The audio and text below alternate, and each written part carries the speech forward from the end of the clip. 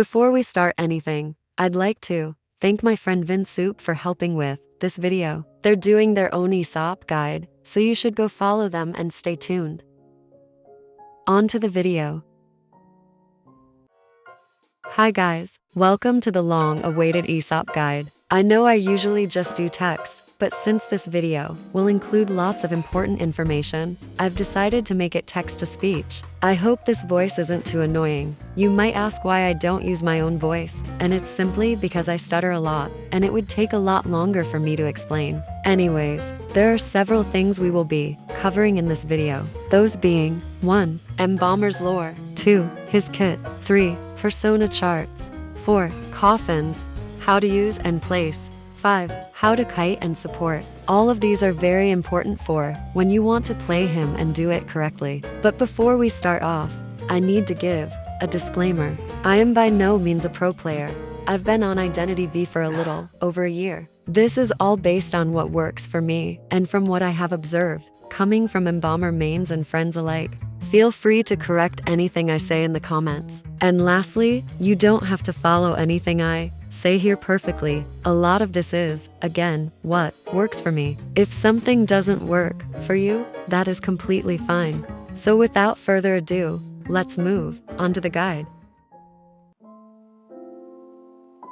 His character introduction reads as follows. There are minor differences in the final destination of people's lives, and Aesop Carl is most definitely the person people envision, sending them on their final journey. He follows every procedural step rigorously and affords the highest respect to visitors that have come to their final destination. Aesop Carl naturally likes to be alone and hates contact with living people. Instead, he gets closer to the deceased. This is the most fundamental reason on why he engages in this profession. The following story is not confirmed by NetEase yet, so don't think this is canon. It is my version of the story, using his deduction letters and what I have read online. Aesop was separated from his parents from a young age, likely when he was still an early teenager. His mother had a wish that she was unable to fulfill. Jerry Carl, who is said to be his uncle, decided to adopt Aesop. Because of Aesop's mental health, he was unable to get into a proper school, so Jerry took it upon himself to teach Aesop all there was to know. Jerry was a mortician and embalmer. His job was to help those in grief and allow them to see their loved ones one more time before they were to go forever. But the twist is that Jerry was the one who usually took those lives. He had this belief where if someone no longer has any quality of life, then they did not deserve to live any longer. He would commit mercy killings in a way. And so, as the years pass, he teaches Aesop that it's the right thing to do and explains how it's a way to preserve someone's innocence while it's still there. Jerry tells him that those people were meant to die. And do you remember when I said Aesop's mother had a wish she was never able to fulfill? It's past tense, because Jerry was the one who killed the mother. And he told Aesop that it was her time to go, that she no longer had a life to live. Later on, Jerry gets invited to Elitist Manor. He survives the games, and he comes back, but he's battered and bruised, sickly. Aesop sees him as someone who's meant to die, and Jerry dies by his adopted son's hands. Aesop becomes what Jerry once was, and he finds joy in helping people break free from the mortal realm to move on to a better world. When it's his turn to go to the manor, he makes good friends with Victor, the postman. Aesop finally feels like he has someone who truly understands him and expresses how desperately he needs Victor to be his silent friend in his deduction letters. However, everyone ends up heavily drugged in the manor, thus the game begins. Aesop, however, isn't affected by the drugs. Ganji, the batter, has an outburst that ends up pushing Aesop into convincing Annie into helping him kill Ganji. They succeed, and because Annie's ended up hurt, he sees her as someone who's meant to die. Thus, he kills Anne as well, leaving only him and Victor. And Wick. Aesop is wanting to embalm Victor as a way to preserve his only friend forever, to keep his beauty and innocence alive even after death. But a fire erupts in the manor, and Victor runs into it to get his letters. Unfortunately, Victor doesn't make it out alive. Thus, his corpse has been ruined by the flames, and Aesop feels like he's failed. With no body to preserve and no one to embalm him, he walks into the burning manor and allows the fire to consume him.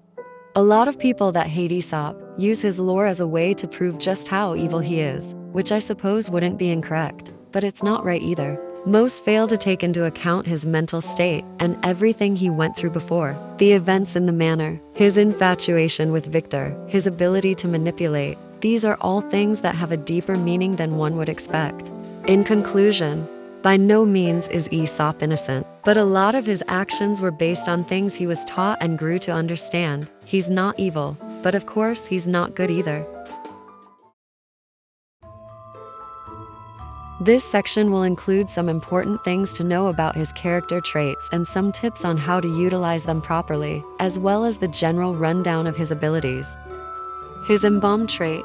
Put in simple words. It can be used on teammates and/or himself whenever the character is incapacitated or chaired. Whenever it's used, the character will be summoned in the coffin and thus rebirthed. His artist trait. Whenever the embalmer is close to his teammates, he has the ability to record their faces. Whoever's face he's recorded can be rebirthed. If the embalmer has not seen you or recorded your face, he cannot embalm you. The unconcerned trait. The time that the embalmer spends in a rocket chair is increased by 10%. He cannot embalm survivors who are dead on chair or in a balloon.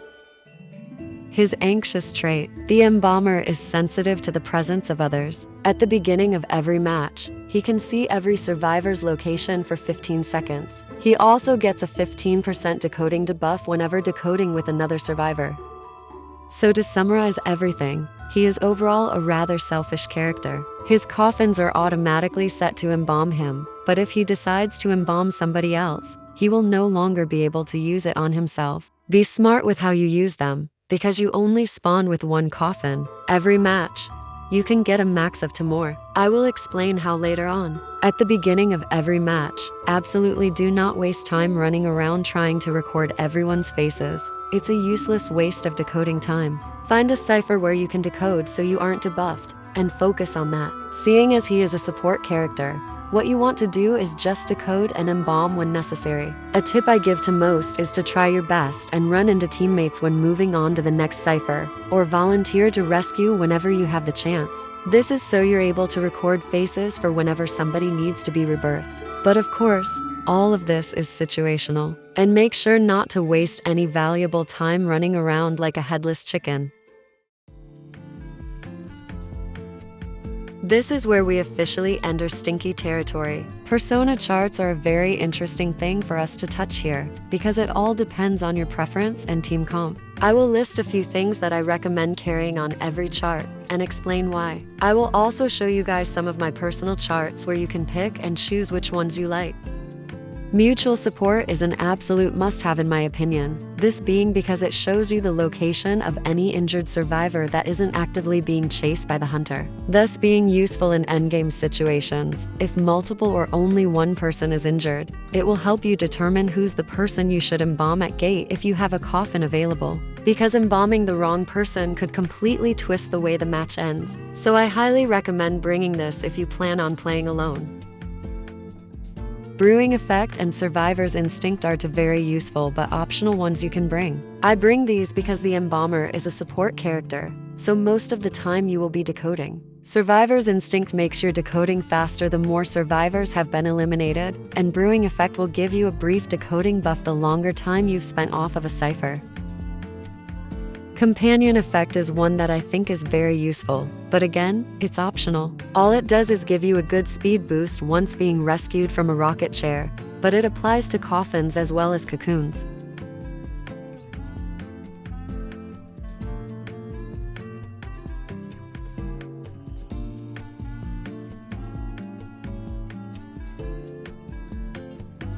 So, now I will cover all of the different persona charts or webs that you can use on him. For the 1 trillionth time, persona charts are up to your preference, so only copy my charts if you feel comfortable with them. Now, I personally like to run Flywheel for most of my matches. It is an overall good trait to have, and I consider myself good enough at rock hiding to carry it instead of knee jerk. But of course, I do occasionally run knee jerk. For example, on bigger maps like Asylum and Lakeside, it's better to be able to make distance easily than just avoid an attack every 2 minutes. A lot of people recommend you carry Tide with him, and while yes, it is a good trait to have taking into consideration the team comp, I don't run it unless I absolutely have to. This being because of two things. Number one is because his coffin already has a small version of Tide Turner, which I will showcase in the next section of the video. And number two being because beside being able to save himself with a coffin, Aesop doesn't have anything to help him kite. And if you were to get first chase with Tide, it's likely the case that you will become a drag to your teammates. So if you feel comfortable enough to rock height, I definitely suggest carrying Tide. But personally, I only do it when no one else does.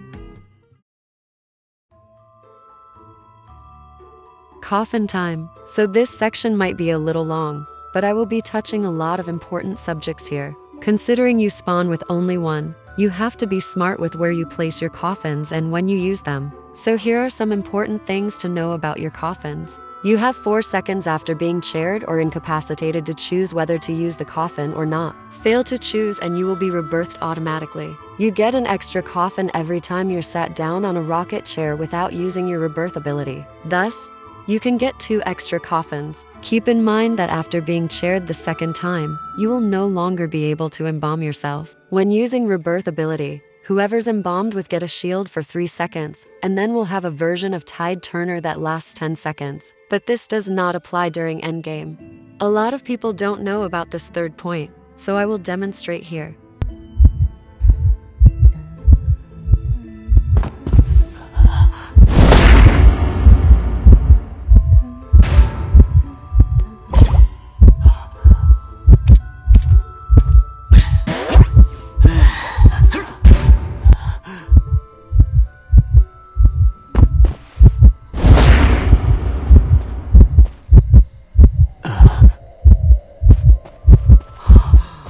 Now I have a few tips from my personal experience. Take these as you will. 1. Always be aware of the hunter's abilities. It's a given that you have to know what a hunter does, but you need to keep in mind how quickly said hunter can get around the map and how quickly they can catch up to someone being rebirthed. If the hunter has teleport, if they have trump card available, although he doesn't offer much, a lot of thinking needs to be put into utilizing your coffins. 2. Place them in smart locations. Maps like Lakeside, Moonlit, and Chinatown are your best friends because they have the benefit of 2-story buildings. For flat maps, preferably place the coffin around the corners or closed-off spaces near kiting areas, and try to keep it away from any unfinished ciphers. 3. Be quick. Split-second decision-making is something you'll have to get used to, because if you activate rebirth at the wrong time, you can get yourself or your teammate killed. Know who you have to embalm and when to rebirth. Think on your feet. Every little second counts in this game. 4. Know when to be selfish and when to be selfless. Aesop is a very team-reliant character. Because of his lack of abilities, he needs to be supported every now and then. In some scenarios, embalming someone else could be the downfall of a match. It is possible that your coffin could go to waste if you don't use it correctly. You need to know when to keep the coffin to yourself and when to rebirth your teammates. 5. Know dungeon locations. In endgame situations, embalming someone at gate can be risky or a waste, since it can be easily countered by teleport. They're not reliable, and most of the time it can end in you killing your teammate. Knowing dungeon locations can really help. If you embalm somebody and place the coffin on the dungeon, it will heighten the chances of them being able to escape since it's not as easily countered.